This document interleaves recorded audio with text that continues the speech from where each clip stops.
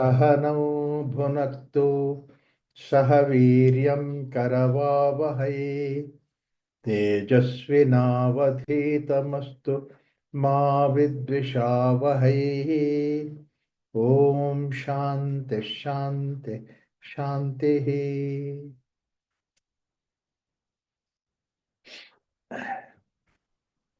So this sutra, which we just touched upon, हिरण्मयेन पात्रेण सत्यस्यापि हृतं मुखं सत्य अपिहितं मुखं तत्वं पूषन् अपावृणु हे पूषन् तत्वं अपावृणु.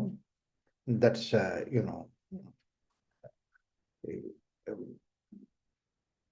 addressing Pushan, sun god. Apavrunu, open itself. Satya dharmaya drishtaye, make me to see Satya and Dharma.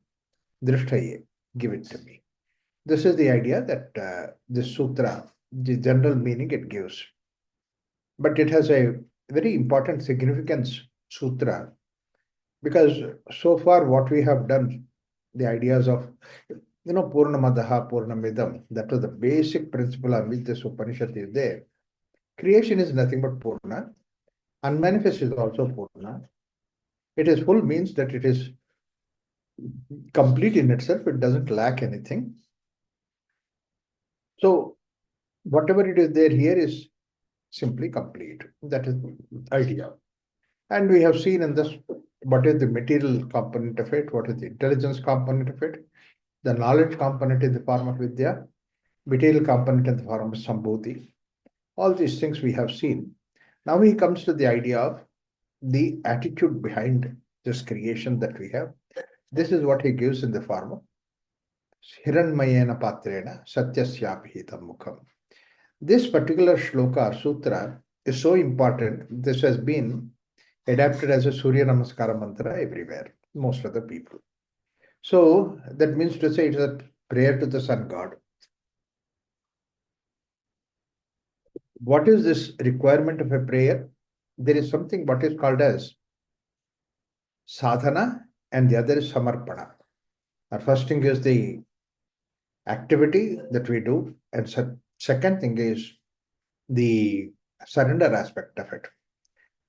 Beautifully blended in this particular sutra, Hiranmayena Patrena.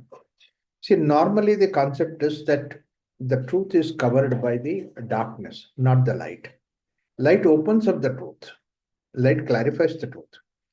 Light gives us exposes to what is there, hidden truth that is there. This is what normally the concept that we have. And that's what is the way that the world works. In fact, when there is no light, we are not very clear about what are the things that are there. We are afraid of it. The fear is there. And we are also not aware of how to make use of it. What's the idea behind it? All that we don't know when we are dark. And darkness is something, not knowing about that is something which is in the nature itself. And one thing about the darkness is it homogenizes it. Everything includes in that. Everything is covered by darkness. There is no exception. Everything is covered by the darkness. And then light is the one which projects. And by projecting, not only it separates, it gives the details of it. Like you don't know how to, in the darkness, you bump into anything that is there, but in the light, you can clearly negotiate, you can use it.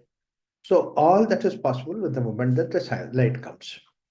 So normally what happens is that all this, and another thing is that in the darkness, you have fear. What will happen? You really do not know what's happening, why it is happening. And so light is the one which makes clear. It can be anything for that matter. A light also represented by the knowledge. Knowledge makes it clear. I remember way back then in Bangalore, there was outbreak of plague, almost like 250 years ago, 200 years ago, outbreak of plague. People didn't know what is plague, why plague comes and what is the reason for that and all that. But the moment plague comes, people drop dead there and then. And so it is such a dreadful disease People run away from there. So it broke in the today what is presently called as the Tyagarajanagari area. Those days it used to be called as Agrahara. And a plague broke out in that particular place. So the king had to vacate this whole place. And then he took the people to rehabilitate at a place far away from here. Those days far away. Now it is no more far.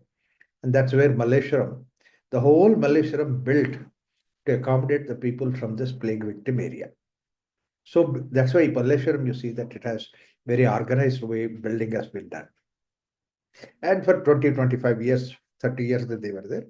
Afterwards, once again, this area has been rehabilitated. People have rehabilitated in this place. So therefore, this is the second thing that has come. But another thing is that they thought that this is because of some curse from the Devi, goddess. I don't know why this idea of holy goddess is curse, not the gods. But in any case, the idea was that Raja Rajeshwari, they have built a temple for her to please her. It is called as Raja Rajeshwari Plagamma Temple. Today also it is standing. It became a landmark in that area. So the idea is that we didn't know why the plague comes and goddess curses. There is a fear, and then therefore that you take care of these things. This is what is happening. So like that everywhere, what happens is that knowledge is not there, the fear will be there. But then today, they have developed vaccine, a lot of research has been done. Now plague is no more there. Or even if it comes in a very local area, confined, and then we can take it out. But then this idea of knowledge is something which takes away fear. Knowledge is not there, and that's what is darkness. Light is something which opens up this, takes away this darkness, removes darkness, and you don't have to do anything. Actually, what happens? You bring in the light, darkness goes away. You don't have to ask the question, so I can bring in the light, but what do I do with the darkness? It doesn't stay. It doesn't stay because it doesn't exist. Darkness itself does not exist. Only thing is that the moment light comes, darkness goes away. That's what basically the way that light itself is the remedy for the darkness. There is nothing else. So this is what we know. And light is something that we bring. And light we bring in means basically a source light that we bring in. We bring in the lantern, you bring in the light, source we light, and then everything is lit. So that's how basically it makes it clear. And the moment you see that, then the fear goes away, the confusion goes away, the clarity is there. So this is what we know very clearly, bring in the light, and we have to do it. I cannot sit down and pray saying that, light has to come, light has to come. It does not have to do. It comes by you bring in the light. You have the source of light, you bring in. So, and this is what is the way that we all know that's what the world is.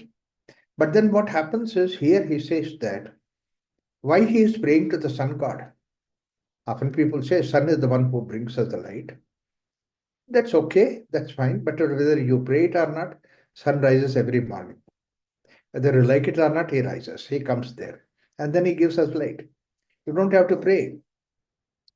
When the sun is anyway rising, just because that you pray he is rising, it doesn't exist. Because a lot of people ask this question, why do you have to pray sun god?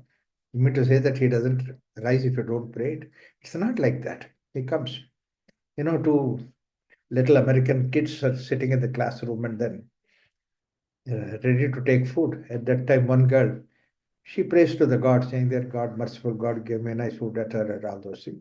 Other girl is just watching. And this first one asked the other one, then why don't you also pray? And this little one says that I don't have to pray. My mother prepares good food. See, I don't have to pray. My mother anyway prepares good food. So praying is for sake of that. It's not like that. We pray to the sun god. But why do we pray to the sun god? Not because that sun gives us light or because the sun rises. If you don't pray, sun does not rise. He depends upon my praying. It is not like that. That's one apart. So therefore, that don't connect with these two things. You pray to the sun, that's fine. Just because that he does that, we have a bad habit of connecting cause and effect connection for everything. I pray, therefore, sun rises. It's not that way, cause and effect connection.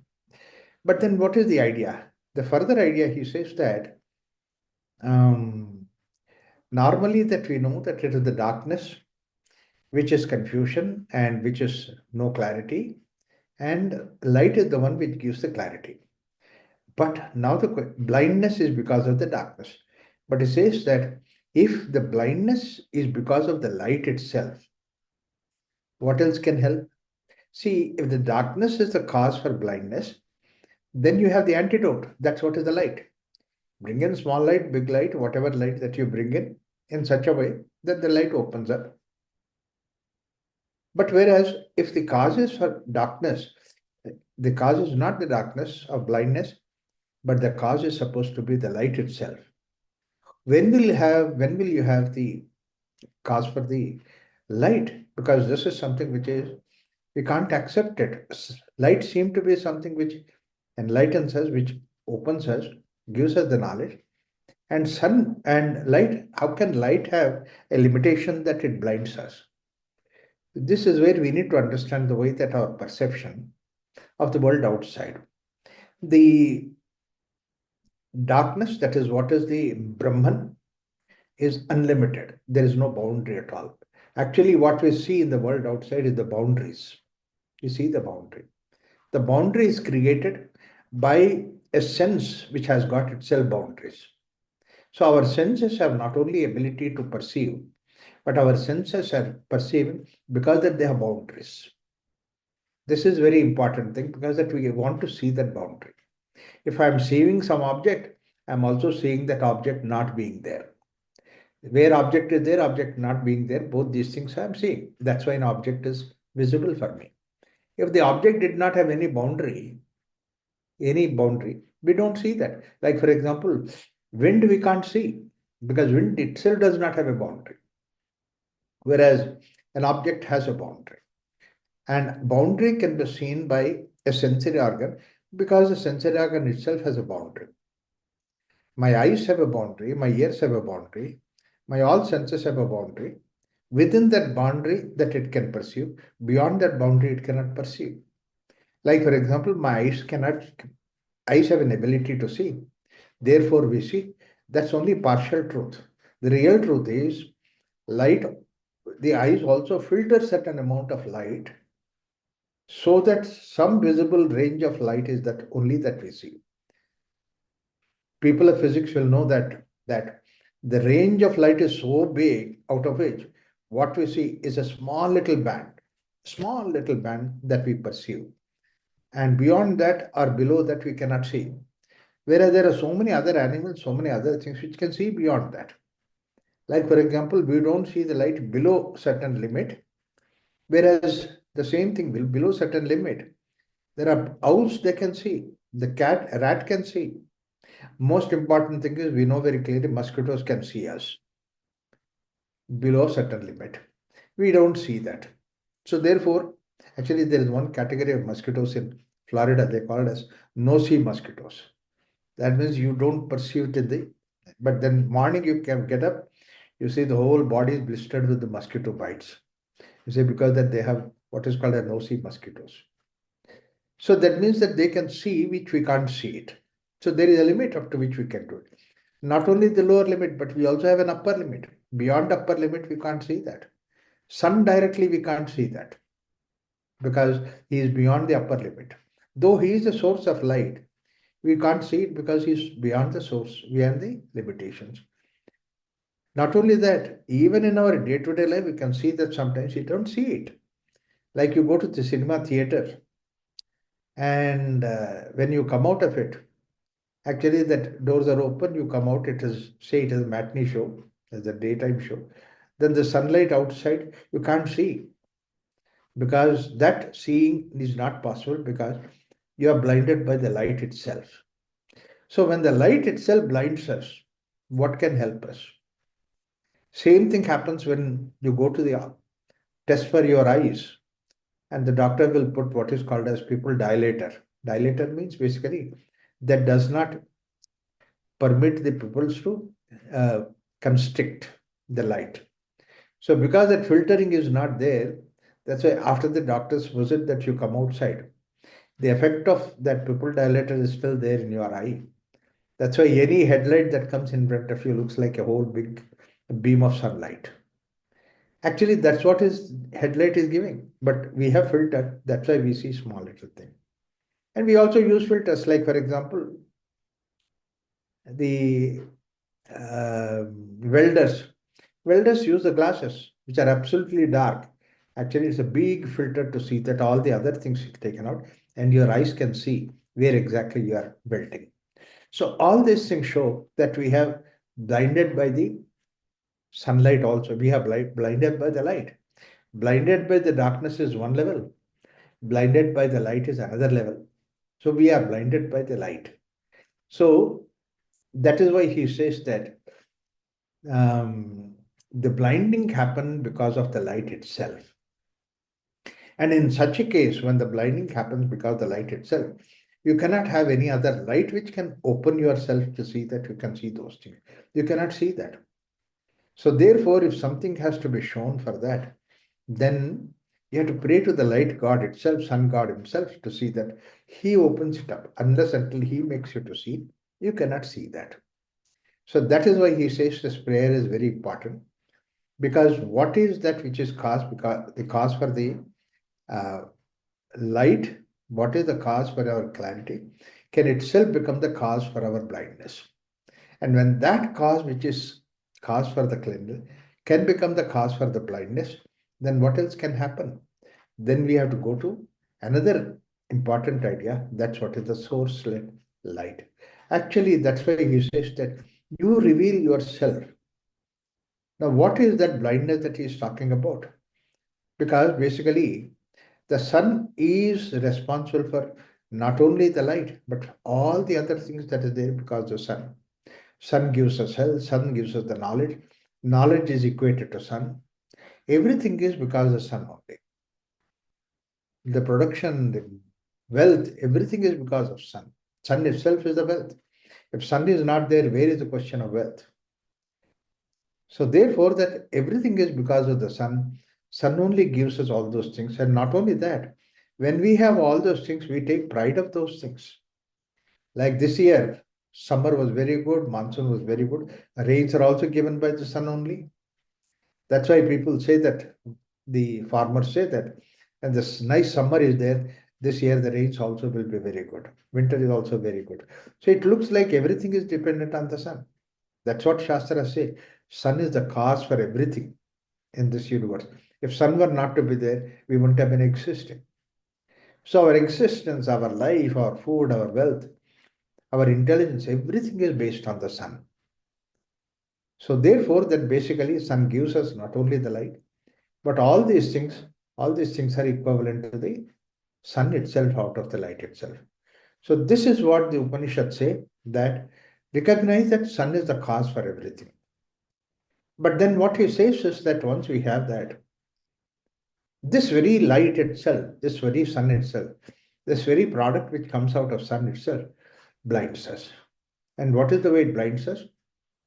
Is the way that actually your knowledge can be your ego. Your own wealth can be your ego. Your prosperity, your productivity, everything can be your ego. Not only that, your own beauty can be your ego, your own person can be your ego, your own life itself can be ego, because life is also given by the sun. Now, what happens is all these things are supposed to give us the clarity of the world outside, integrate us to the world outside. We are supposed to merge into the world outside. It is for that sake that we are created. First beginning, why we have created the world? See, that's what Taittiriya Upanishad says. Hunger is created so that hunger and food, they interplay. That's what is Brahman. So that they merge together, they become one with that each other. So that's what it is. So that means consumer and consume, or the otherwise also that the bhokta and bhuku, both these things are created by um, the same source. Annavar annado bhavati. And when you come together, the joy that you get out of this thing is the Brahmic experience. That's why Brahma is Ananda. Ananda experience is there when you write amount, you put them together. It is for that sake that it is supposed to be there. The creation is there. So Brahman is created to interact, interplay these two things which are merging together so that Brahman is re-established, or constantly in touch with Brahman. That's the reason why it is given. So everything in this world is given to see that it's for the sake of interaction. So the money is there for interaction, the wealth is there for interaction, all those things are there. It is nothing but the Brahman, it's nothing but the same sun which has become everything. But unfortunately, what happens, rather than integrating, it differentiates. And that differentiation is by ego. So sun, opposite to sun is ego. I stand opposite to sun. I separate out. I'm separate. I'm not much with the world outside. So this separationism is the thing which is because of ego. And that's what my knowledge can be ego. Knowledge is everywhere. Knowledge is everything that is there. But in spite of it, I say that I am knowledgeable. My knowledge can become my ego. Similarly, my wealth can be my ego. My abilities can be my ego. So this is how anything and everything can become my ego. All those things that are there are supposed to be the manifestation of the divinity, but then that same divinity becomes my ego.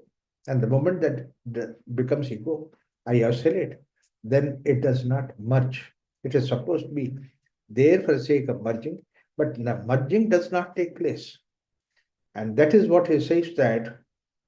And what are these powers? What are these abilities? What are these capacities? What is the wealth about all these things? Wealth is that which shines. If you have money, that shines. If you have gold, that shines. If you have knowledge, you shine by the knowledge. You shine by all these things. These are the things because of the wealth that is there, you shine. So these are all supposed to be wealth, the shining. But the very shining itself will attract you towards that, forgetting that what is the source of that. The source is but the sun, but then we forget the sun and we catch hold of the source, the shining outside. It's like the way that the ocean has waves, and the waves are so wonderful, glittering, beautiful, very attractive. You go all the way to the ocean to see these waves that are there. But the very waves, they hide this ocean behind it. You don't know what is their ocean. The very waves them hide what is the depth of the ocean. But you look at the depth of the ocean, it's extraordinary. So much is the depth of the ocean that what you see, big, huge waves like a tsunami wave, that's what you say. But behind that, the depth of the ocean is so much that even the Himalayas can be hidden inside the water. In fact, the boat that we travel on the Ganga, once we were traveling on the boat, and then we saw that he was so easily soaring, guiding the boat. And we said, what must be the depth in the ocean, river here? People were talking and said, maybe 10 feet, maybe 15 feet, something like that. And that fellow said, no, sir, the depth here itself is 150 feet. You don't see that. That means it's actually hidden behind that. The ocean itself gives such extraordinary waves, means what is the depth of the ocean behind it? And we don't know that depth. Waves themselves will hide you from looking into the depth. That's an unfortunate thing. The same way, glitter itself is something which makes us to get attracted to the knowledge or wealth, but it will not allow us to go deep inside. My own wealth becomes more important. You see, look at the very simple thing. Wealth is supposed to take care of your needs. Money is there that you feel free, that you can do what you would like to do it. So therefore, money is for the sake of something. Money itself does not have any reality.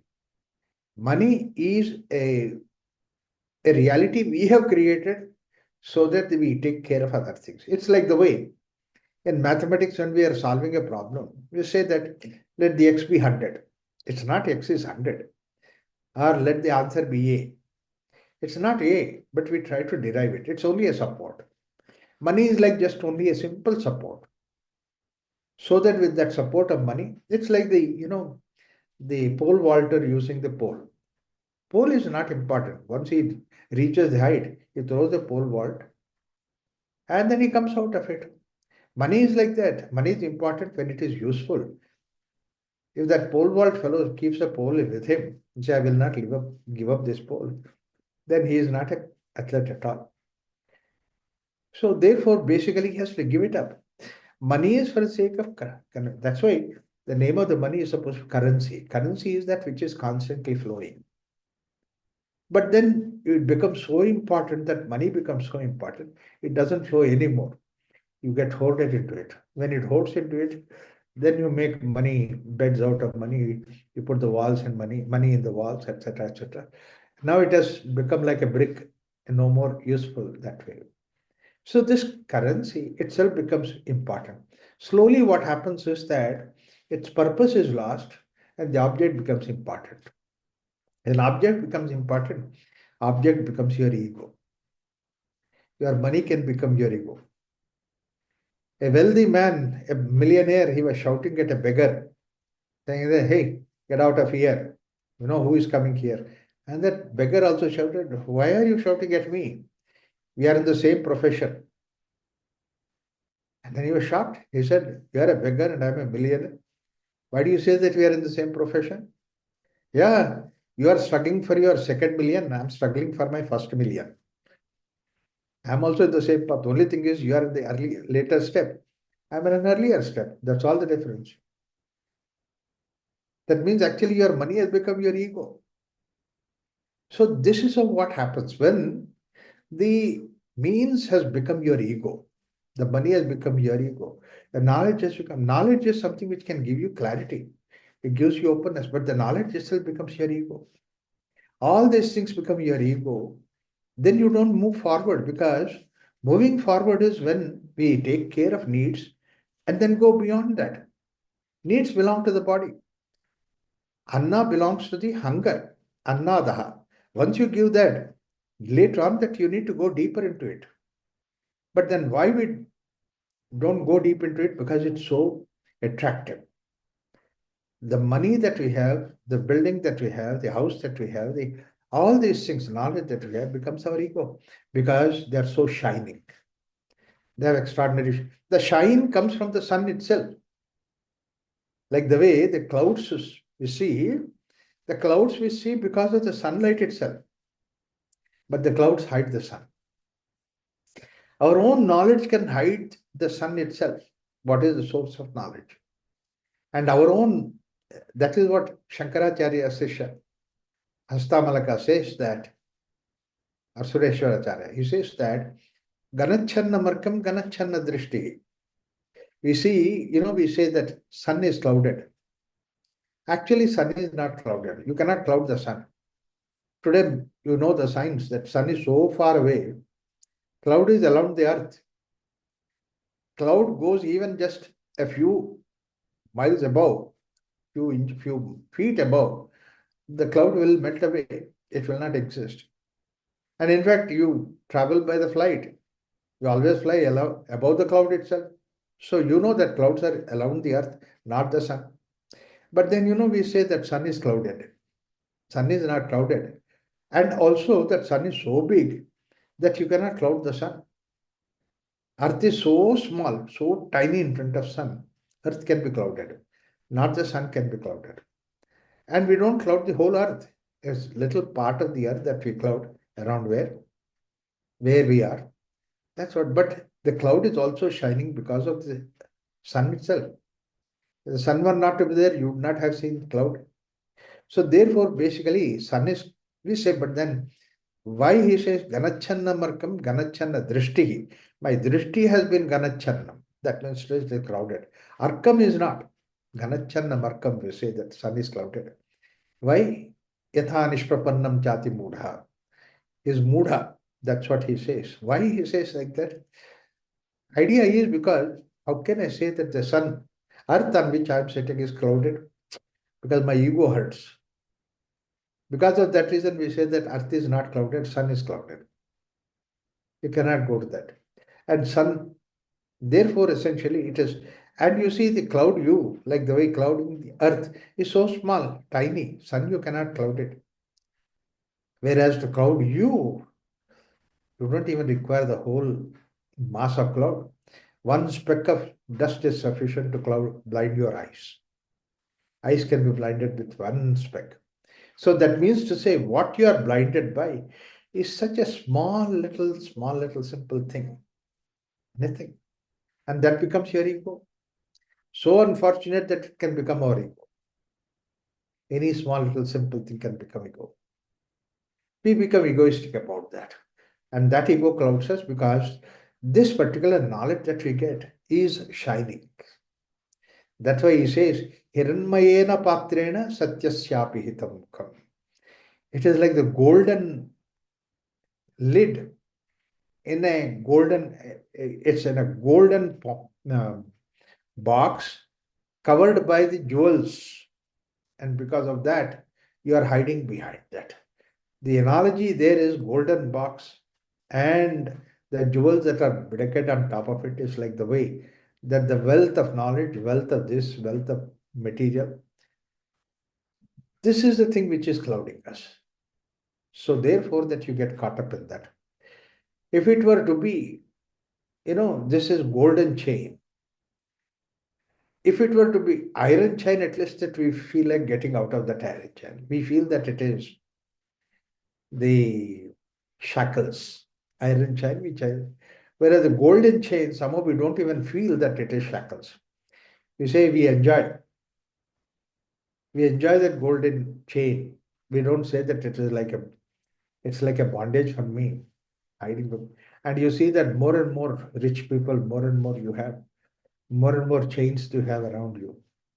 Waist there is a chain, and forearm there is a chain, fingers that you have a chain. You have a chain at the, locking your nose, locking your head. I mean, everywhere that you have a chain. The more number of chains that you have, more you feel grand, great. This is what is basically the way that the chains limit you. And you don't want to come out of it because they're looking so bright, so wonderful. And not only that, we will put some jewels on top of it and then see. You don't show to the people that we have so much of chains. So this is exactly what it happens. Basically, the idea is that the very chain itself is bright, dye. You don't want to give it up. It's not that the chain is holding you are holding the chain. The same way, knowledge is not blinding you, but you are blinded by the knowledge. Wealth is not blinding you. You are blinded by the wealth. And what is that? You are blinded by the knowledge, blinded by the wealth, blinded by your various other possessions. The possessions do not blind you, but you are blinded by those things, possessions. What is that which binds you for all these things is your ego. So that's why we convert everything into our ego, and that ego is something which is blinding us. And the only way that ego can release you is that you become surrender. You surrender this ego. I have these things, all these things are there, but they don't belong to me. I belong to them. This way that when you give it up, that's what is the idea of surrender.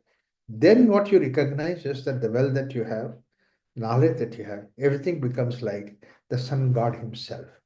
When you see them that there is a manifestation of sun god, then the ego dissolves at that point of time. For that, you go to the prayer. That's why we say, Hiranmayena patrena satyasya apihitam mukham. The truth is hidden behind it. Tattvam pushan napavanu satya dharmaya drishtaya. We see that we are seeing the light, but actually we are not seeing the light. Light is divine. Light is something which is supreme. Light is what the divinity, but then we don't see the light. We only see the we only see the objects which are brightened because of the light. The light shining on the object, we see the object, but we see the light is there. See, this is a very fundamental truth that we need to recognize. You see the full moon on the night, and the full moon night, you see the full moon shining. And today we know very well that full moon night shining, even though the whole moon is shining in the night, the light is borrowed from the sun. Moon himself does not have any light. It comes from the sun. But you look at all over the sky, you don't see any sun anywhere. And you know very well, sun is on the other side of the earth somewhere. And from there is throwing the light. And your closeness to moon is so close, actually. The sun is so far away. But sun throws the light on the moon. And then moon shines and you get the light of the moon and you see that you are seeing the moon. But actually, you see that sun from somewhere is throwing the light on the moon. That means sun's light is traveling in the sky all the way up to the moon. But you have not seen that. You mean to say that sky does not have any sunlight? Sky always has sunlight. Not only in the daytime, in the nighttime also, sky always has sunlight. Only thing is that there is no object to reflect the sunlight that you don't see it. So you are not seeing the light. You are seeing the object which is reflecting the sunlight, which is actually expressing the sunlight that you are seeing. You are seeing the object. And then because that you are seeing the object, you get caught up in the object. The light, you miss it. The very deep, significant sutra this sutra gives us is that I, I'm under illusion. I'm in the hypnotic idea that I'm seeing the light. Actually, I'm not seeing the light. I'm only seeing the source of light called a sun. I'm showing in the object which is reflecting the sun.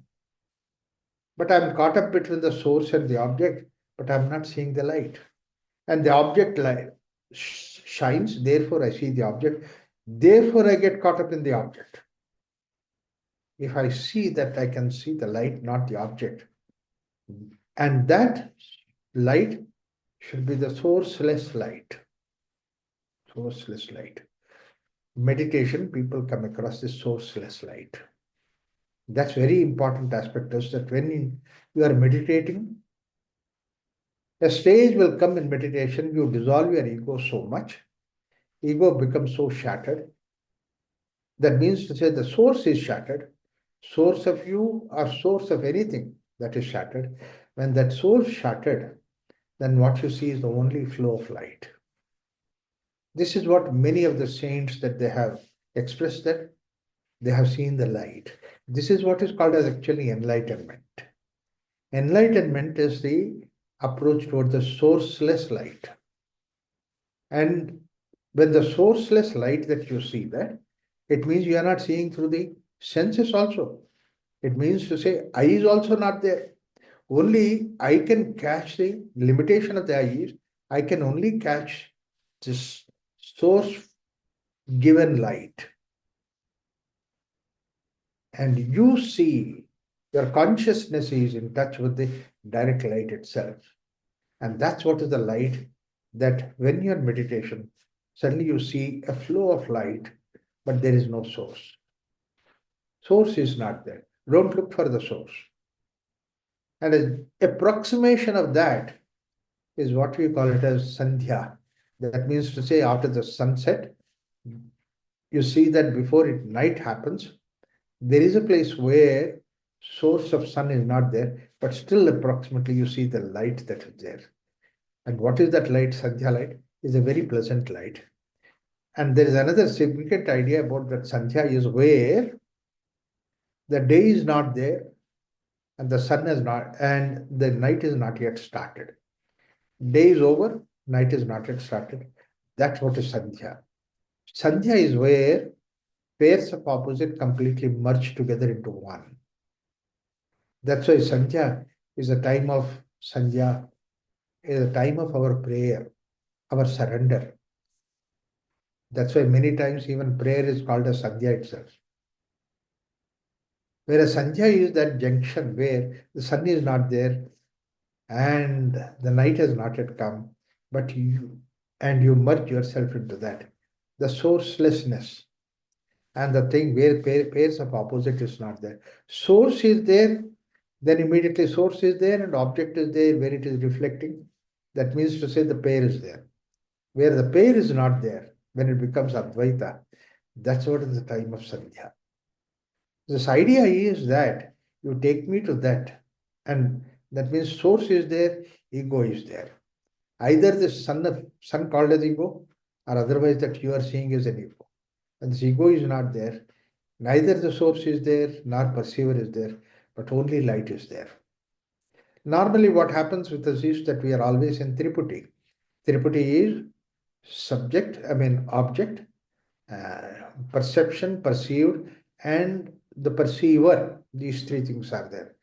Doer and enjoyer, and in between that there is the doing. Both all these three things are there. When all these three things merge, there's only one thing that is there, and that's what is called as the sourceless light.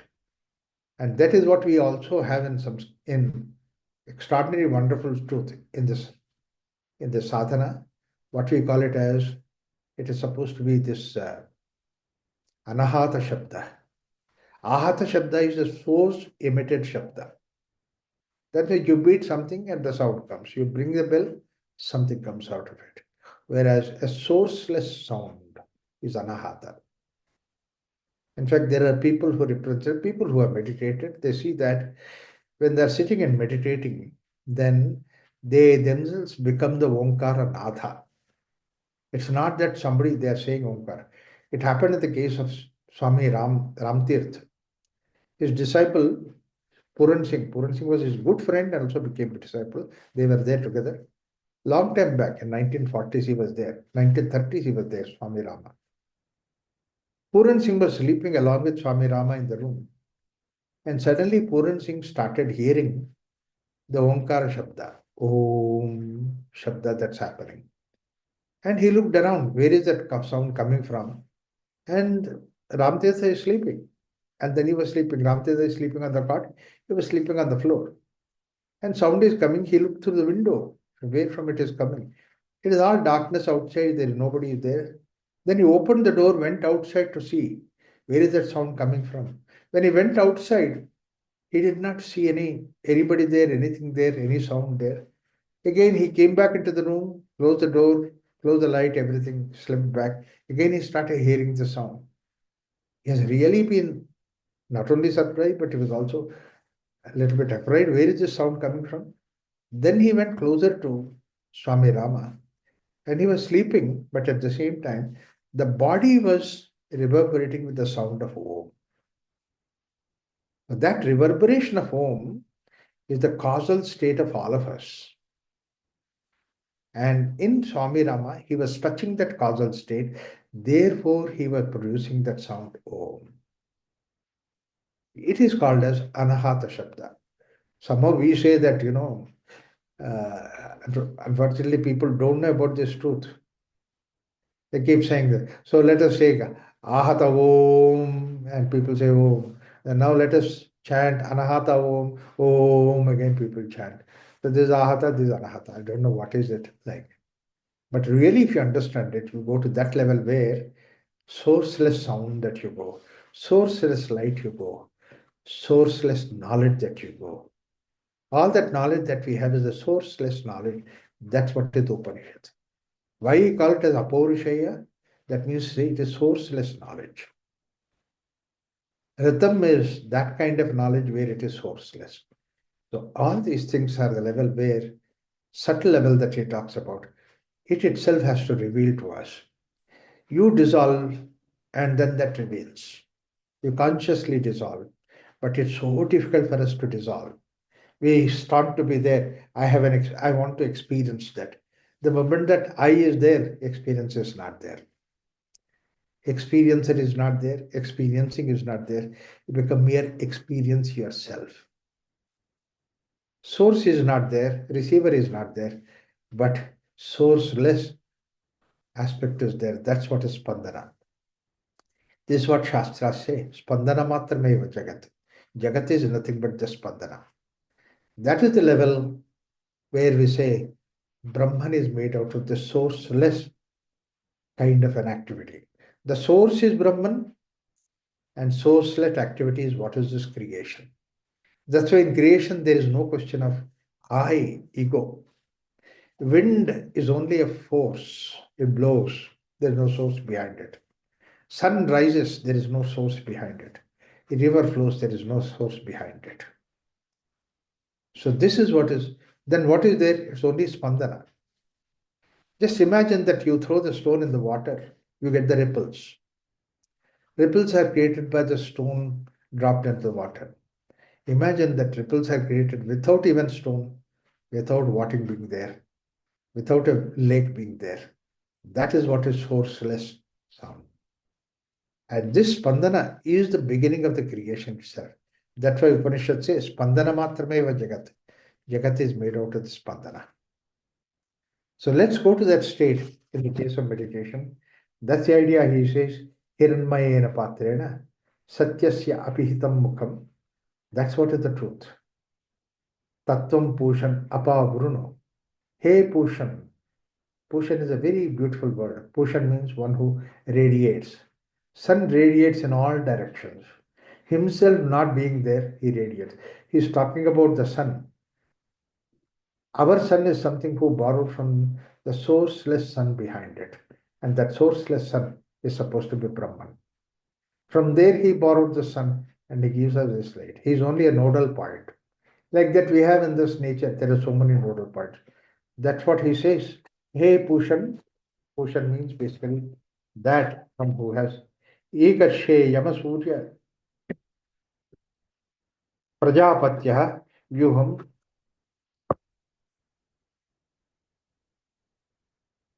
Samuha Pado Tejo Yatte Rupam Kalyanatamaha Tatte Pashyami Yo Savasau Purusha Sohamasmi. That's what is the next sutra where he says, Pushanne Karshe Yamasudra. Now he calls it as also sun to be the Yama. Yama is the death god. Why he calls us death god? Because sun is the birth. Sun is the birth giver. You look at the way. When sun comes up, everything wakes up. Especially when you are in the uh, cold countries. When the spring comes up, you can see that how the flowers come up. I was in Germany, and during that spring come, and spring comes, all the flowers come up. So they look at this beautiful flowers, all the grass flowers, small little grass flowers, white flowers, yellow flowers. Wow, look at this, how beautiful it is there. I told them, wow, the grass flowers, we always there throughout the season in India. They were, depressed. And then after a couple of times, they said, Raghuram, you always talk like this. We say it so excited. You see this. And you don't get excited. I said, no, it is not to put you down. I just wanted to play with you. What is that? He says, that you people have the winter for almost like 4 or 5 months. That means you don't see anything other than just only the white snow. And suddenly the snow melts and flowers come up. It's like a huge beginning for you. You spring, you celebrate that. Whereas in India, we have throughout the year flower season, throughout the year that there is leaf season, throughout the year we are blessed with that. Not that because that I bring down upon, but that's something very important. Then I told them, it's not the question of whether we have throughout the year or you don't have that or nothing like that. Most important thing is if you have a mind of appreciation, a small little thing you appreciate when it comes up. It's like the way that the sun manifests itself. You really enjoy it. Pushanne karshe, Yamasurya Chandrama. Yama, you see, that is something where the sun is that we enjoy. Like, for example, every child is born, says Rabindranath Tagore says, God sends an unwritten message. He still has faith in human being. Extraordinary, wonderful thing. And we celebrate it. Not only that, we celebrate every activity of the child. Like, for example, child first time gets up and walks. Wow, for a mother, it is such a wonder. Till now, he was not able to even sit down properly. Not only that, he holds something and stands up and walks. What an extraordinary revelation that it is there. For a mother, it is such an exciting moment. Immediately, she calls husband in the office. And then the secretary says that, boss, you have a phone. I said, come on, you receive it and answer. No, no, no. It's coming from Home Secretary, Home Minister. Oh, immediately you know that you can't say that. So you take the phone. I take the phone and then from the other side, tell me something exciting about man, about your boy, about the little Baba, about the Munna. What happened? Did he put his hand in the fire? Arey Baba, if I ask you to imagine something, you always imagine negative only. These husbands are useless. Something positive. He says, positive. When you say positive, my mind does not run because mind only runs in negative. Tell me what happened. Okay, you are anyway stupid. Doesn't matter. But let's celebrate in the evening. What? Munna started walking. Excitement. Munna started walking. So positive. I mean, look at this. You walked, I walked, millions we walked. We are tired of walking. And this fellow is another fellow born to walk. What's the celebration about it? It's not that whether he walks or not, that's what is celebration. Another soul has come, another soul is doing activity. That's what is the celebration. So, sun is a sign of celebration. In fact, it's not just only simple words, but it is reality. The places where the sunlight is not there, like in Scandinavian countries, people go into depression because sun is not there. Why about that? Even in Bangalore, 10 days you don't see the sunlight. People feel depressed. Means the sun. Sun is so important. Such a sun, he says, Yama. Is it not something which is wrong? Somewhere author made a mistake. Yama Surya, Prajapatya. He says Yama and Surya, Prajapatya. Put them together. But Yama means something different. Yama means Niyamakarta. That means one who organizes is called as Yama. Actually, as long as that we are organizing ourselves, Yama doesn't come to us. When you are beautifully organizing, you are exhaling, inhalation, they are organized. Systolic, diastolic are organized. Your food eating and then digesting is organized. Everything is organized. He doesn't come into the way because that organization is given by him only. The nature itself has given the organization. But only when this organization stops. That means you inhale, you exhale, but you cannot take inhalation. You see, when somebody dies, is a time when I exhale, but I don't have energy to inhale. Every death happens out of exhalation. That's why exhalation is called as yama. Exhalation is called as death. So that what happens is that he takes away, but you still want to do something else. Therefore, he organizes into the next life. That's why he's called as yama. Imagine that death were not to be there. How horrible would have been world. That's why we are given a position of God, equivalent to sun. That's why Yamasurya Prajapatyaha. The whole creation, you are the beginner and you are the end of it. If somebody is dying, you just watch the person dying. After the death, the person looks so peaceful. Everything is solved, everything dissolved. That's what is the idea. Ashmin Samuhaha. That's what is the idea of whole thing. Tejo yatte rupam kalyanatamaha. Next, once again, he brings about life to you. Kalyanatamaha. It's full of positivity, full of reach. That's what is the way that sun god does it. That's why it is called as the Yama also. So this way, a journey we make to see that how we can be born again and again.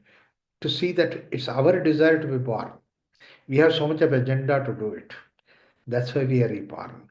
If you don't have any agenda, then you're free bird. To be born or not, it's your freedom. That's why it is said that, I always say that, when the desires die before you die, it's mukti or moksha. And you die before the desires die.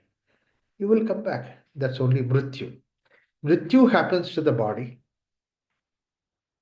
Mukti happens to the consciousness, freed from this body. And just by committing suicide, you can't give mukti.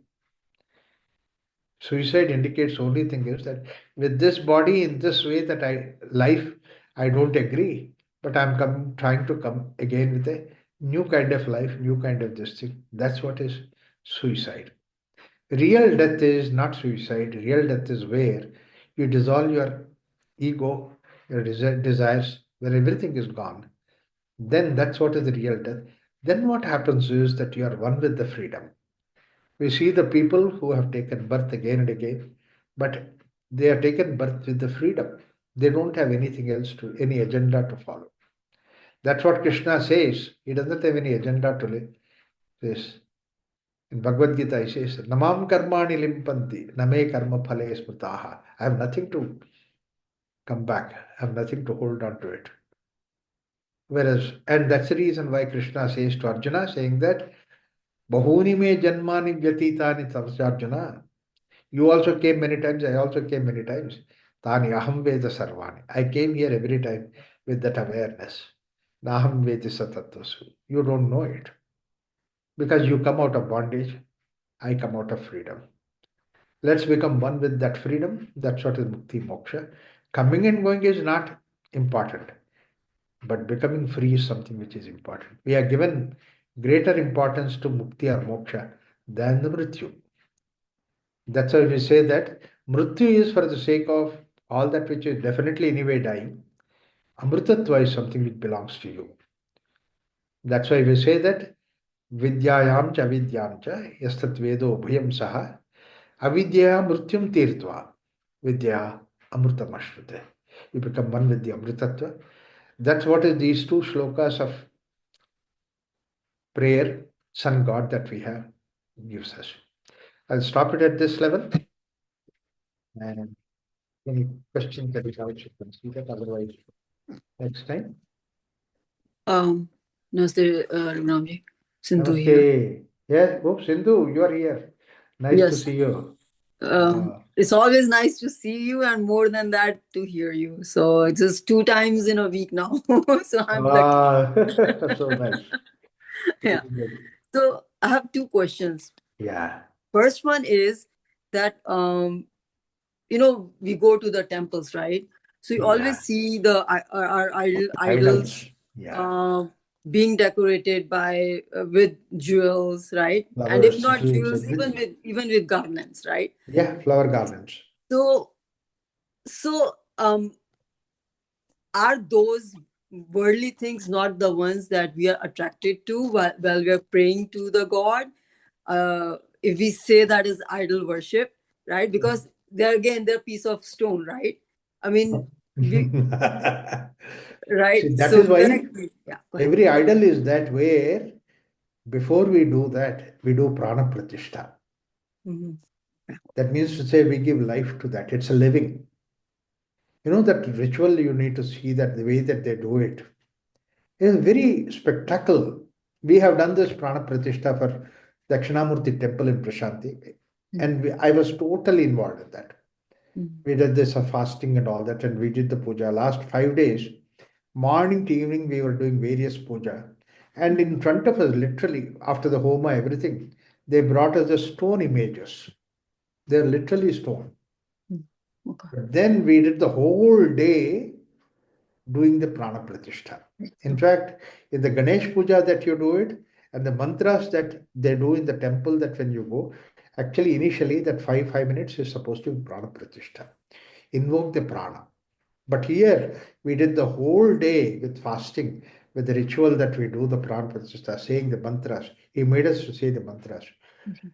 You know what happened? The transformation that happened is by the evening that when I see these stones, they are not images. They are like living beings because prana is there. And you know, that night, because it is there in the out, we put a nice, wonderful mosquito net, and then we provided food for them. And after that, you say, let's not make any noise. Let's play very soft, gentle music. Let them sleep. We also slept along with that. Such a beautiful thing. And you know what? Next day's puja is something which is extraordinary. And that was right from morning 3 o'clock. The ritual started. We invoked several gods and say that you God, give your power to this particular Dakshinamurti statue that is there. Because Dakshinamurti is supposed to represent all the different powers that are there within us. My intellect, my knowledge, my this, my that, everything is there in Dakshinamurti. And each is representative of one god or the other. So whole day that we were doing that puja of invoking various gods and pratishtha, we did the pratishtha that because that we were remembering that we are saying that and bringing that. Slowly we see that now, 2 days back it was like a stone image. Now it has become like a murti. See, this is what is called as amurtasya murtim bhavati. That means where you cannot even think of it, murti comes into the picture. That's what is the idea. This is the reason why we say, look at the people, they go all the way to the Kumbh Mela, take a Sai bath there. They don't go to any temple or anything like that. That river is now, on that day, it is the God itself and blesses us by taking bath in that river. So it's in the feeling that we have, you transcend your normal perception. That's why we go to the temple. Now what happens is the God is somebody who belongs to me. Therefore, I decorate the God with out of my pleasure, give nice, wonderful the ornaments, and also I decorate with nice, wonderful flowers, fragrance, everything we do it. And in Narada Bhakti Sutra classes in Bangalore, when we take it, I take all these people to one of the temples that we have in Bangalore. And these people, it's not the bhakti book that we are reading. Everybody gets involved there. I tell them, ladies to come in nice, wonderful dress, men also to come nice, wonderful dhoti and all that. And then right from the beginning, they clean the whole place. They enjoy being there as if they are taking care of that God there. Such an extraordinary, wonderful feeling. It's like 4 or 5 hours they spend that, and they don't feel tired about that. And then people ask me, so next Narada Sutra class, when is it going on? you know, that far. It's a Thank you. wonderful feeling that we have. Thank you. Thank you. Okay. And one more question, Yeah. Raghuramji. So all the Shanti mantras, right? At Yeah. least 2 or 3 that I know, Yeah. and plus our Om Jai Jagdish, right? So Mm. we praise the God either Mm. or and ask his blessings, right? Yeah. Right. Ask blessings. So right. Mm. So what happens in what is the uh, significance of chanting the Purnamada Purnamidam? I Yeah. mean, what is the See, what these are we are the asking? mantras. These are mantras. Actually, Purnamada Purnamada is the mantra for the Upanishad mantra. So the idea is that we realize what is it, and by knowledge of recognizing that everything is nothing but full, it's the fullness which is manifesting in the form of activity. That means manifest world is also Purna, and from the Purna that it manifests activities. We don't do the activity for filling up something. The fullness is manifesting outside. That's why you have such a beautiful ceremony when you go to the new house warming ceremony. You put the milk and boil it. Allow boiled milk to flow, overflow. That means say my house here now is to overflow to the people, anybody can receive it. That's the idea. Purna, from that Purna, everything comes out. Does not mean that Purna will reduce. And when you have this kind of an attitude, that will lead you to Om Shanti Shanti Shanti. It will lead you to peace. The creation is for the peace, and created Brahman is for the peace. That's what is the idea that we practice. Wonderful. Thank you so much. Thank you. Thank you. I'll see you tomorrow again. Sure, yeah. Thank you. So wonderful. Yeah, Uh, being ambitious, yeah. so, is it right or wrong? Because giving away, like letting go of all desires, then we are born again with freedom, is what you mentioned. Yeah, yeah. So, being over ambitious in life, from childhood, we are being told you have to be ambitious, you have to have a goal, Right. and Yeah. become something, Hmm. show the world, prove.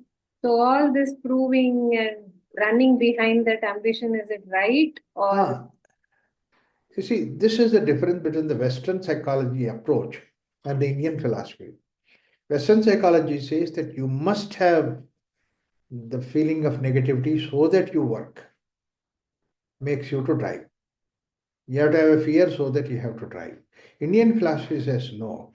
You have fullness, you have an ability to manifest yourself. That's why you enjoy it. Modi always says that celebrate your exams. It's like you have learned, you have an ability. And that You manifest. For that, we do the activity. I have an ability, I manifest that. So, ambition towards that, ambition that way is a positive ambition. That's why in Upanishad it says that Brahman is full, complete, but Sayichataha, that means he desired to become many. Bahushyameti became many. And so we are also nothing but the each other, the desire that is there within us, passion that's there within us, is the way that we are born. Not in negativity, but we have positivity. Life will lead us Yeah, to the life will goal. lead us. Right. We just have to go with the flow. Go with the flow. Right. Thank you. You have wonderful abilities within you, and that you can give a manifestation with that.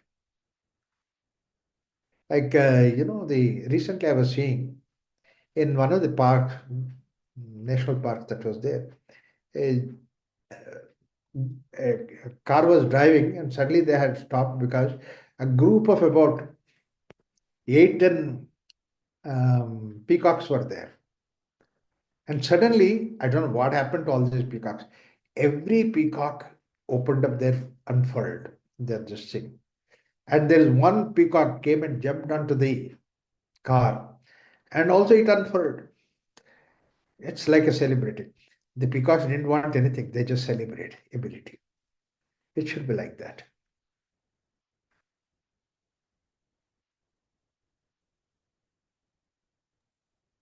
Raghuramji, again, this ability to manifest should be away from all attachment and resistance, right? Right. Just manifest. That's what is freedom.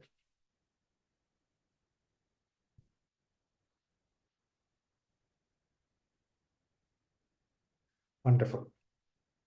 Nice discussions. Everything is very good. So let's continue next week. Stop it at this layer. So, Om Shanti Shanti Shanti. Thank you.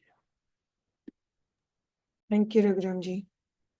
Thank you all. See you all next week. Thank you, ma'am.